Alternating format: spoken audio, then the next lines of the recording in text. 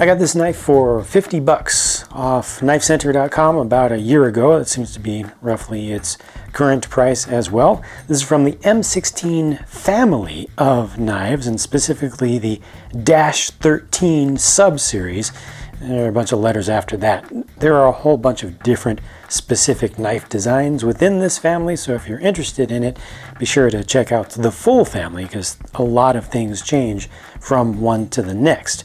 The blade material here is 8CR14, and this is a 3.5-inch version here. They have them in different lengths, shorter, longer, different styles. This has the aggressive tanto on it, and also this very aggressive, just nasty serration style with these large scallops and really deep cuts on those, or deep grinds on those, only from one side, which is exactly what you want to see, and just nasty for strap cutting. I mean, I've never felt just such aggressive serrations on anything.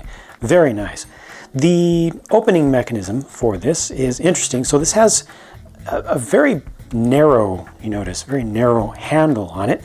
A lot of drilling out, a lot of milling out to reduce weight there. I think that kind of reduces weight for the overall thing. I'm not sure it really helps with the balance so much though. But this kind of has two flippers on it, which form, as they say, a hilt when it's open. So that's kind of nice. It's kind of different, something you don't see very frequently. It has the auto locks system, auto LAWKS, I believe is how it's spelled out. This is a safety over here, which automatically locks. So liner lock here, but can't lock it or can't unlock it until I pull back on the safety. That all just happens automatically. So as this swings around, you see it moving just a little bit, and as it completes its deployment, snaps out, and this is really, really locked into place. So a full standard liner lock plus a safety, and there's no way to defeat that as far as I've seen without, disassembling it, taking some stuff apart. So good safety. The balance isn't too bad. I kind of wish there was a little bit more weight in the handle, to be honest with you, because the blade itself is wider than the handle. This does have just plain steel. I don't know exactly what material it is, but the liners, are steel, but they're milled out as well, and just feels a little bit blade heavy to me for its size.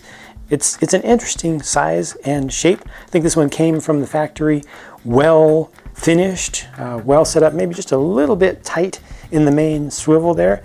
The grind is a little bit steeper than I would like. I would probably want to shallow this out just a little bit for the main part of the blade.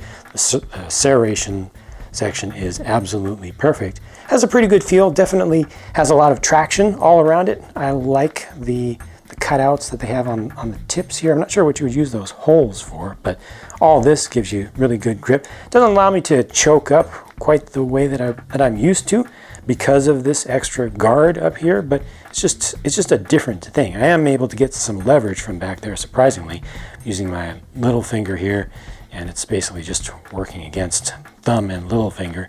It actually feels pretty decent in there. But yeah, it's a thing, it's interesting, it's different. Like I said, they have many different styles. I chose this style mostly for the looks, and because it is so different, I wanted to try something out that was, less normal than some of their other options. But overall, I think I'm pretty satisfied with it. I probably personally wouldn't get this specific one again. If I were to choose another one in the future, I might just leave this whole part off, because though it is interesting, it is different.